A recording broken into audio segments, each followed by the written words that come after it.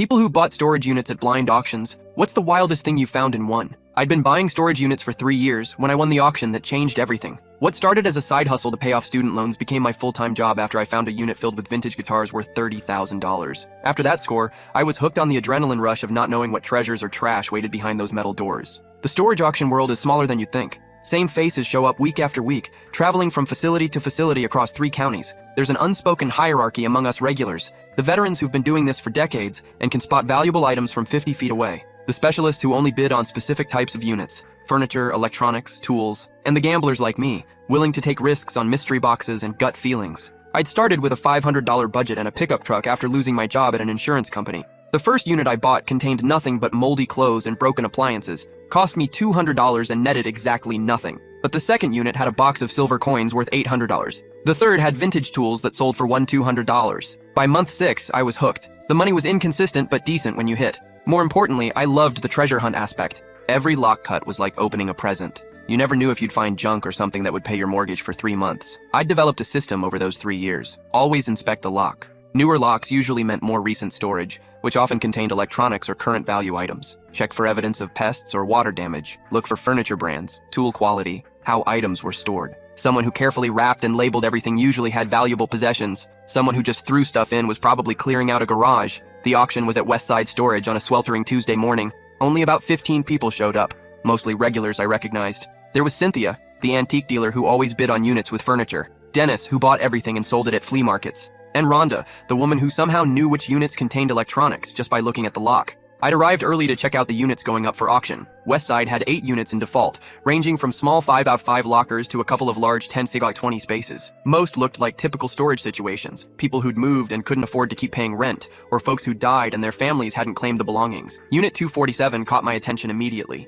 The auctioneer, a gruff man named Pete, cut the lock and rolled up the door about 2 feet, just enough for us to peek inside without entering. Standard rules: no touching, no flashlights, 5 minutes to look. What I saw made my pulse quicken. Stacked boxes labeled personal files in neat handwriting, a small safe pushed against the back wall, expensive-looking luggage, and something that made everyone else lose interest. Everything was covered in a thin layer of dust, suggesting it had been sitting untouched for years. The other bidders wandered off after 30 seconds. Old boxes meant old junk to them, but I'd learned to look deeper. Those personal files boxes were uniform, professional. The safe was a Browning, the kind that costs $2,000 new, and that luggage? Toomey brand. High-end stuff. This guy was organized, I muttered to myself, studying the neat stacks. Everything was carefully arranged, labeled, protected. This wasn't someone who'd thrown belongings into storage carelessly. This was deliberate. "Do I hear $50? Pete called out. "50, I said immediately. Silence. 60? More silence. I was the only bidder. Sold for $50 to the gentleman in the blue cap.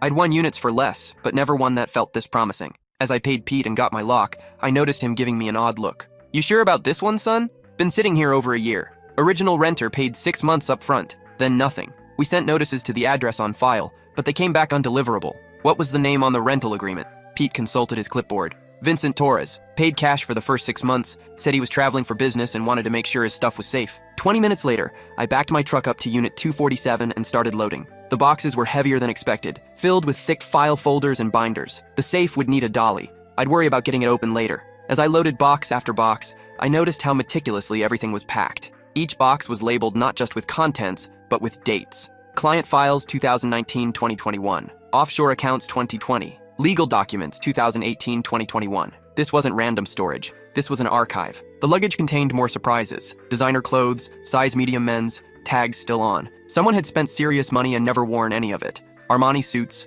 Hermes ties, Italian leather shoes that probably cost more than I made in a month. In the front pocket of one suitcase, I found a business card. Vincent Torres, financial advisor, Torres and Associates. At home, I started with what seemed like the least sensitive material, the luggage and personal items. Besides the expensive clothes, I found toiletries, medications prescribed to Vincent Torres, and a leather portfolio containing business documents. Torres and Associates appeared to be a boutique financial planning firm catering to high net worth clients. The medications were interesting. Anti-anxiety drugs, sleeping pills, blood pressure medication. The prescriptions were all from different doctors in different cities, which struck me as odd. Why would someone see multiple doctors for the same conditions? I found a personal journal buried in the bottom of one suitcase. The entries started normal enough. Notes about client meetings, investment strategies, travel plans. But as I read deeper, a different picture emerged. March 15th, Morrison wants another favor. Said it's the last time, but I know better. These people never stop taking once they start. April 2nd. The judge expects his usual fee for the zoning decision. How did I become a bagman for these criminals? May 10th. They're asking me to move money for people I recognize from the news. Drug dealers, I think. If I refuse, they'll destroy me. If I comply, I become part of something much worse. The journal painted a picture of a man trapped between legitimate business and criminal demands. Torres had started as a regular financial advisor, but somehow got pulled into laundering money and facilitating bribes. The entries became increasingly paranoid and desperate as they continued. June 20th. I think they're planning to eliminate me. Too much evidence, too many connections. I need insurance. That's when I decided to open the file boxes. The first box I opened was labeled Client Files 2019-2021. Inside were hundreds of investment portfolios, bank statements, and financial documents. Names I didn't recognize, but the numbers made my head spin. Accounts worth millions, some worth tens of millions. But these weren't normal investment accounts. Every portfolio contained two sets of records, the official statements that clients would receive, and handwritten notes in Torres's writing showing where the money really went. Charitable donations that were actually bribes, investment losses that were actually cash withdrawals, legitimate businesses that were fronts for money laundering. My hands started shaking as I realized what I was looking at. This wasn't just paperwork, this was someone's entire client base. Private financial information for what looked like dozens of wealthy individuals, all involved in some form of financial crime. I opened another box. Offshore accounts, then another. Tax avoidance strategies, each file more damning than the last. Shell companies in the Cayman Islands, Swiss bank account numbers, money laundering schemes disguised as legitimate investments. One file contained photographs, briefcases full of cash, envelopes being passed between men in expensive suits, Torres meeting with people I recognize from local news, the mayor, city councilmen, judges, prominent businessmen, all time-stamped and dated. Torres had been documenting everything, every bribe, every illegal transaction, every criminal conspiracy. But why? Was he planning to expose them, or was this insurance against them exposing him? That's when I found the USB drive taped inside the lid of a file box, with a sticky note attached. Insurance policy, VT. I plugged it into my laptop and immediately wished I hadn't. The drive contained audio recordings, dozens of them. Phone calls between Vincent Torres and his clients, discussing how to hide money from the IRS, how to avoid paying taxes on massive profits, how to move funds through untraceable accounts. The first recording I played was Torres talking to someone named Morrison. The casino license approval will cost $2 million. Half goes to the mayor, half gets distributed to the city council votes we need. I'll route it through the environmental consulting contracts like usual. And there's no way this traces back to us? The money passes through 6 different entities before it reaches anyone in city government. On paper, it looks like legitimate consulting fees, but it wasn't just tax evasion. As I listened to file after file, I heard Torres discussing bribes to city officials, payoffs to judges, money funneled to politicians' campaigns through fake PACs. Some voices I recognized from local news. The mayor, a prominent businessman who'd been in the papers recently, a judge who'd been suspiciously lenient on white-collar crime cases. One recording made my blood run cold. Torres was talking to someone about eliminating a whistleblower. The reporter has been asking too many questions about the waterfront project. She's getting close to information that could expose everything. Don't worry about her. These things have a way of working themselves out. What does that mean? It means journalists who dig too deep sometimes have accidents, car trouble, house fires. You understand? I remembered that story. Rebecca Walsh, an investigative reporter for the local paper, had died in a car accident 8 months ago. Single vehicle crash, she'd apparently fallen asleep at the wheel. But according to this recording, it wasn't an accident. I was holding evidence of conspiracy, corruption, tax evasion, bribery, and murder. My phone rang, making me jump. Unknown number. Hello? I answered cautiously. You need to return what you took. The voice was calm, but menacing. No questions asked. Just bring everything back to the storage facility tonight. I don't know what you're talking about. I lied. Unit 247, Vincent Torres's unit. We know you bought it. We know what's in it. And we know where you live. The line went dead. I looked out my window and saw a black sedan parked across the street that hadn't been there an hour ago. My hands were trembling as I called my brother Drew. He's a cop, detective with the state police. If anyone would know what to do with this information, it would be him. Drew, I need to see you. Now, and don't come to my house. What's wrong? You sound terrified. I am. Meet me at Mom's house. And Drew, come alone. An hour later, I was sitting at Mom's kitchen table with boxes of evidence spread across every surface. Drew listened in stunned silence as I played recording after recording. His face grew paler with each voice he recognized. Jesus Christ, he whispered when I played a recording of the mayor discussing a $500,000 payoff to approve a waterfront development project. This is massive. What do I do? These people know where I live. Drew was studying the documents, his cop instincts taking over. How many recordings are there? 47 files on the USB drive. Some are hours long, plus all these paper documents, photographs, financial records. Drew, this goes back years. And it's not just local corruption. There are federal crimes here. Money laundering, tax evasion, conspiracy. And they killed that reporter? According to the recording, yes, made it look like an accident. Drew was quiet for a long moment, studying the documents. We need to turn this over to the FBI. Local law enforcement is compromised. Hell, half the people on these recordings are connected to the police department somehow. I showed him a file labeled Law Enforcement Payoffs. Inside were records of monthly payments to various cops, including a few names Drew recognized. His own captain was on the list. Son of a bitch, Drew muttered. I've been wondering how certain information kept leaking from investigations, how evidence disappeared from lockup, how cases against connected criminals kept falling apart. But what about... My phone buzzed. Text message from an unknown number. Last chance. Midnight storage facility. Come alone or your mother gets a visit. Drew saw my face go white. I showed him the message. They know I'm here, I said, panic rising in my voice.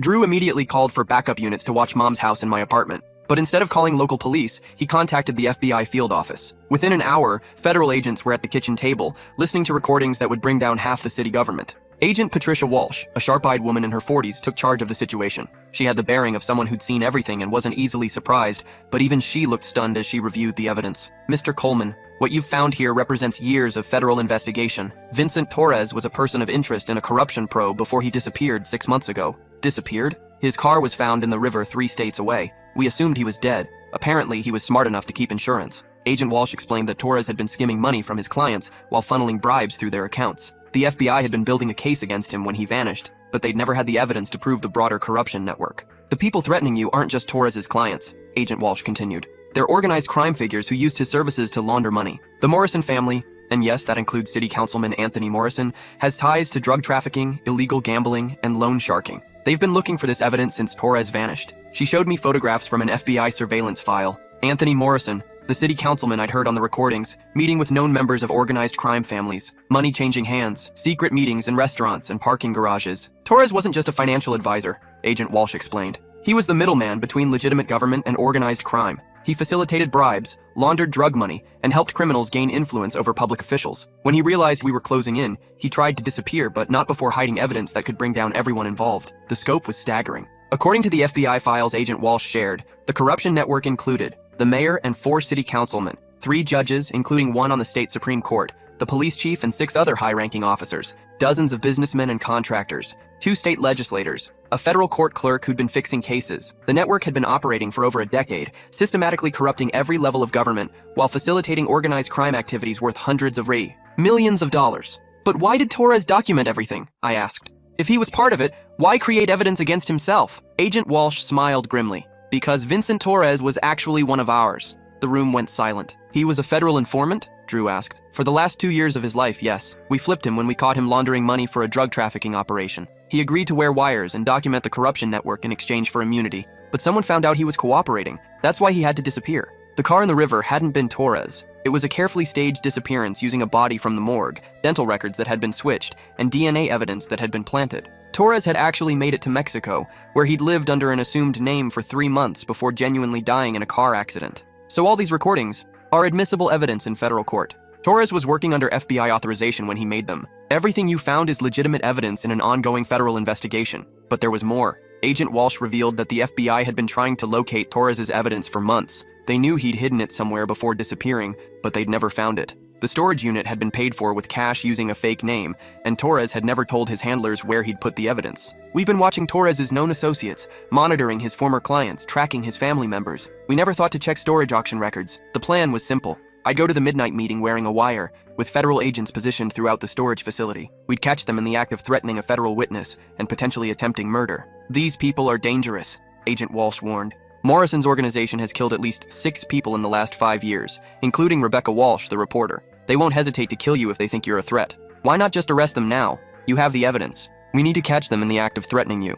Right now, they could claim they were just trying to recover stolen property. If we can get them on tape threatening or attempting to kill a federal witness, it strengthens our case immensely. What we didn't anticipate was how far they were willing to go. At 11:45 p.m., I pulled into the storage facility parking lot. The place was eerily quiet, lit only by a few security lights casting long shadows between the rows of units. My heart was pounding so hard I was sure the wire would pick it up. The FBI had wired me with a nearly invisible microphone and a GPS tracker. Agents were positioned throughout the facility, some in an unmarked van across the street, others hidden among the storage units themselves. Agent Walsh was in direct radio contact, able to hear everything through the wire. I walked slowly toward Unit 247, as instructed. A figure stepped out from behind a row of units, a tall man in an expensive suit who looked like he belonged in a boardroom, not a storage facility at midnight. Mr. Coleman, I'm disappointed you didn't follow instructions. Up close, I recognized him from the FBI surveillance photos. Anthony Morrison, city councilman, and head of the Morrison crime family. He was flanked by 2 men who looked like they'd stepped out of a mob movie. Expensive suits, cold eyes obvious bulges under their jackets. I brought everything, I lied, gesturing to an empty duffel bag. It's all here. Morrison smiled coldly. We both know that's not true. You've had 12 hours to copy everything,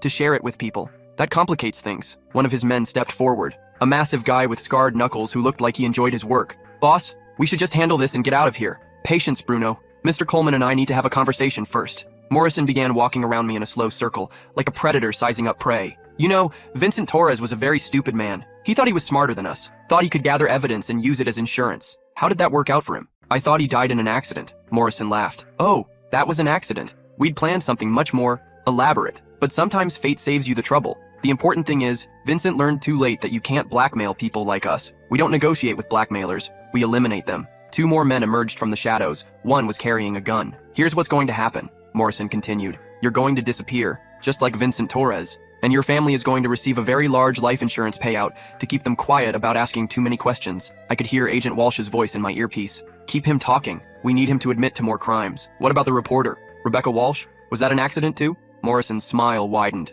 Ah, you found that recording. Rebecca was getting too close to some very sensitive information. She'd connected the waterfront development to some of our business interests. Couldn't have that. So you killed her. We arranged for her to have an unfortunate accident. Single vehicle crash. Very sad. The police investigation concluded she fell asleep at the wheel. End of story. He was confessing to murder on a federal wire. Agent Walsh's voice crackled in my earpiece. We have enough. Get ready. That's when the lights came on. FBI, drop your weapons. Agents poured out from behind units, vehicles, the office building. The storage facility lit up like a football stadium as federal agents in tactical gear surrounded Morrison and his men. Laser sights danced across their chests from sniper positions on nearby buildings. Morrison's men were professionals. They immediately raised their hands and dropped their weapons, recognizing that resistance was futile. But Morrison himself wasn't giving up easily. He grabbed me, pulling a gun from his jacket and pressing the barrel against my temple. Everyone back off or he dies! Let him go, Morrison, Agent Walsh called out, her weapon trained on him. It's over. We have everything. You have nothing, Morrison snarled. Those recordings are illegally obtained.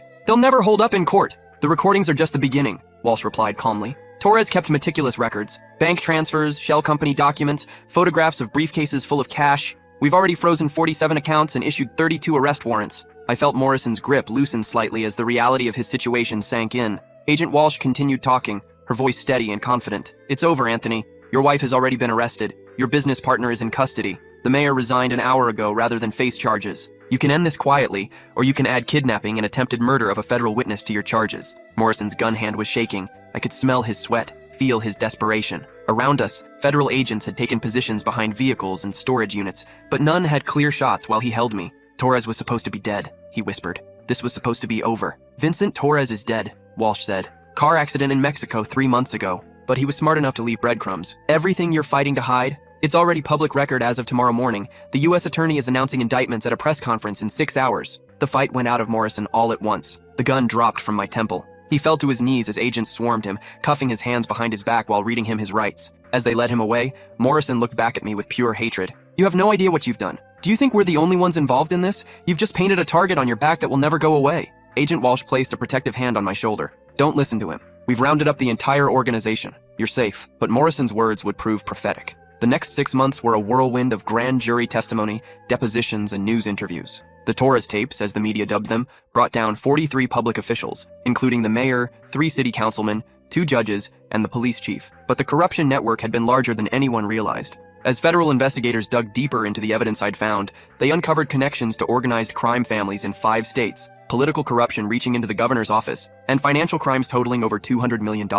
The trials were a media circus. I testified in 7 different cases, always under federal protection. My face was plastered on every news channel in the state as the man who brought down City Hall. Death threats arrived daily, some credible enough that the FBI moved me to a safe house twice. The first trial was Anthony Morrison's. The evidence was overwhelming. The recordings, financial documents, witness testimony from Torres's other clients who'd been flipped by the FBI. Morrison was convicted on 18 counts including racketeering, murder conspiracy, bribery, and money laundering. He received life in prison without parole. During his sentencing, Morrison stood up and pointed directly at me in the gallery. You think this is over? My family has long memories. You'll be looking over your shoulder for the rest of your life. The judge immediately held him in contempt, but the threat was clear. The Morrison crime family was larger than just Anthony. He had cousins, nephews, business associates who hadn't been caught in the FBI's net. 6 months after Morrison's conviction, someone tried to kill me. I was leaving a grocery store when shots rang out across the parking lot. 3 bullets shattered my windshield before I could duck behind my car. Federal agents who'd been following me at a distance immediately returned fire, killing the shooter before he could reload. The dead man was Vincent Morrison, Anthony's younger brother, who'd apparently decided to avenge the family honor. He'd been stalking me for weeks, waiting for the right opportunity. After that, Agent Walsh recommended I enter the Witness Protection Program.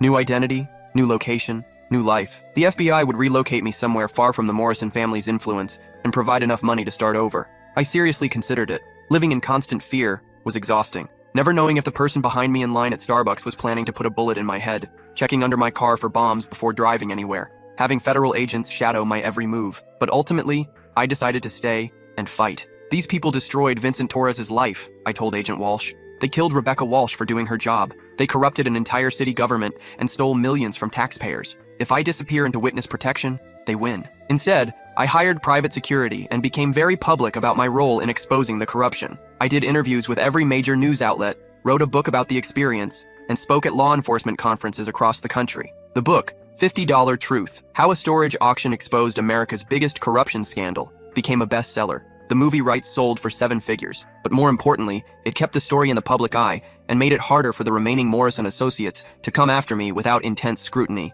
3 years after the storage auction, I received a call from Agent Walsh. The FBI had arrested the last member of the corruption ring, a judge who'd been hiding in Costa Rica for 2 years. The Torres investigation was finally closed. "You ever miss the storage auction business?" she asked. I laughed. "I still buy units sometimes, but after finding evidence that brought down half the city government, everything else seems pretty tame. What's the wildest thing you've found since then?" "A box of vintage comic books worth 12 grand. But no corruption scandals, thankfully." But that wasn't entirely true. The success of the Torres case had brought me to the attention of other law enforcement agencies. I'd become an unofficial consultant, helping FBI field offices and state police agencies interpret evidence found in storage units, estate sales, and abandoned properties. 2 months earlier, I'd been called to examine a storage unit in Houston, where local police had found what appeared to be financial records. What I discovered was evidence of a human trafficking operation that had been moving undocumented immigrants through Texas for over a decade. 6 months before that, a storage unit in Phoenix contained evidence of a Medicare fraud scheme that had stolen $50 million from federal health programs. I'd found my calling, it seemed. The skills I developed as a storage auction hunter, pattern recognition, document analysis, understanding how people hide valuable things, translated perfectly to investigating financial crimes. The FBI had unofficially recruited me as a civilian contractor. I maintained my private business, but several times a year I'd get called to help analyze evidence in major cases. The pay was excellent, and the work felt meaningful in a way that finding vintage guitars never had. After we hung up, I thought about that Tuesday morning at Westside Storage. How a dusty unit that nobody else wanted changed my life completely. How Vincent Torres, even in death, managed to expose the truth about the people who betrayed him. Vincent Torres had been a complicated man, financial advisor turned money launderer turned FBI informant. According to the files Agent Walsh had shared, Torres had started legitimately. He'd built a successful practice helping wealthy clients manage their investments and minimize their tax burden through legal means. The corruption began slowly. A client asked him to facilitate a charitable donation that was really a bribe. Another wanted to hide assets during a divorce. Small favors that compromised his ethics but seemed harmless enough. But once you're dirty, staying clean becomes impossible. The Morrison family learned about Torres's willingness to bend rules and gradually pulled him deeper into their criminal enterprise. By the time Torres realized what he'd become, extricating himself would have meant prison or death. The FBI had approached him after catching him laundering drug money through a series of shell companies. They'd offered him a choice: cooperate and receive immunity, or face federal charges that would send him to prison for 20 years. Torres chose cooperation, but the stress of living a double life had destroyed him. The medications I'd found in his luggage told the story: anxiety disorders, depression, paranoia. The journal entries became increasingly erratic as the pressure mounted. His final entries, written just before he disappeared, revealed a man who knew he was living on borrowed time. They suspect something. Morrison's been asking too many questions about my travel schedule. Bruno followed me to lunch yesterday. I need to get the evidence to a secure location before they move against me. If something happens to me, whoever finds this needs to know. These people destroyed everything I built. They turned me into a criminal and then tried to erase me when I became a liability. But I kept records. I kept everything. And someday, someone's going to make them pay for what they did. His voice was tired, defeated, but determined when Agent Walsh played me that final recording. I should have been braver when I was alive. Maybe whoever finds this will be braver than I was. Vincent Torres died in a car crash on a rainy road in Mexico, alone and in exile. But his final act of defiance echoed through a storage unit auction, through the hands of a stranger, and into the courtrooms where justice was finally served. The ripple effects of the Torres case continued for years. The corruption scandal triggered a complete restructuring of city government. New oversight committees, mandatory financial disclosure for all public officials, independent auditing of city contracts. The state legislature passed new laws requiring background checks for financial advisors and stricter reporting requirements for large cash transactions. the FBI created a new task force specifically focused on corruption cases involving organized crime infiltration of government. Most importantly, the case inspired other whistleblowers to come forward. Rebecca Walsh's newspaper established an anonymous tip line for reporting government corruption. Law enforcement agencies across the country began looking more closely at the intersection between white-collar crime and organized crime. But perhaps the most significant change was personal. I discovered that my life had meaning beyond accumulating possessions or making money. Finding the truth, exposing corruption, bringing criminals to justice, that was worth the risk, worth the fear, worth the constant vigilance. I still attended storage auctions, but now I approached them differently. I wasn't just looking for valuable items to resell. I was looking for stories, for evidence, for truth that someone had tried to hide. Most units contained nothing but ordinary belongings, clothes, furniture, keepsakes that families couldn't afford to store anymore. But occasionally I'd find something that needed investigation, financial records that didn't make sense, documents that suggested criminal activity, personal items that told stories of tragedy or injustice. I learned to recognize the signs, how criminals stored evidence differently than innocent people, how money launderers organized their records, how corrupt officials tried to hide their activities. The day before I received Agent Walsh's call about the Costa Rica arrest, I'd bought a unit at an auction in the suburbs. Nothing exciting, mostly furniture and household items. But buried in a box of old files, I'd found bank statements showing regular deposits of exactly $10,000, just under the federal reporting requirement. The statements belonged to a city planning commissioner who'd been approving controversial development projects. The deposits corresponded perfectly with the dates of major zoning decisions. It looked like evidence of systematic bribery, but I needed more information before contacting law enforcement. That's how my life worked now. Always investigating, always looking for patterns, always wondering if the box I was opening contained someone's secrets. Sometimes I wondered what would have happened if Cynthia or Dennis had bid on Unit 247 instead. Would they have recognized what they'd found? Would they have had the courage to come forward? Would they have survived the threats and attempts on their life? Or would Torres's evidence have ended up in a dumpster, his sacrifice meaningless, the corruption continuing forever? I drive past Westside Storage sometimes. Unit 247 is occupied again, probably filled with someone's old furniture or holiday decorations. Normal stuff, safe stuff. But every time I see it, I remember the weight of those boxes, the shock of those recordings, the cold metal of Morrison's gun against my head, how $50 in pure curiosity exposed a conspiracy that had been rotting our city from the inside. People ask me if I'd do it again, knowing what I know now. The months of fear, the death threats, the constant looking over my shoulder, the attempts on my life, the complete upheaval of everything I thought I knew about my community. I always tell them the same thing. Some things are bigger than personal safety. Sometimes you stumble onto something so wrong, so corrupt, that you have no choice but to act. Torres knew he was a dead man when he hid that evidence, but he also knew someone would eventually find it. Someone who might have the courage to do what he couldn't in life, tell the truth regardless of the consequences. That someone happened to be a guy who bought storage units for a living and got lucky at an auction. Or maybe it wasn't luck at all. Maybe it was justice, finding a way. The Torres tapes are still available online, part of the public record now. 47 hours of recordings that destroyed dozens of careers and sent 38 people to prison. Vincent Torres never lived to see the corruption exposed, but his insurance policy worked exactly as planned. As for me, I still attend storage auctions. Old habits die hard. But now I'm more careful about what I bid on. Some boxes are better left unopened. Though I have to admit, every time I see a unit full of filing boxes and a safe in the back, my heart starts racing again. Because you never know what secrets people leave behind, what truths they think are buried forever. Sometimes those secrets find their way to someone willing to dig them up. Sometimes $50 can change everything. Last week, I got a call from a storage facility manager in Nevada. They had a unit going to auction that they thought I should see. The renter had been a federal judge who died unexpectedly. His family had cleaned out his house but left his storage unit untouched. "There's something about this one," the manager said. "Lots of files, a couple of safes, and some items that look like they might be evidence from court cases. I remembered your name from the news stories about that corruption case. I'm flying to Nevada next Tuesday." Because sometimes the truth needs to be found. Sometimes justice needs a helping hand. And sometimes the most important discoveries are waiting behind a roll-up door in a dusty storage unit that nobody else wants to bid on. That's the wildest thing I've ever found in a storage unit. Not treasure or antiques or hidden cash. The truth. And sometimes, the truth is worth more than anything you could ever buy or sell.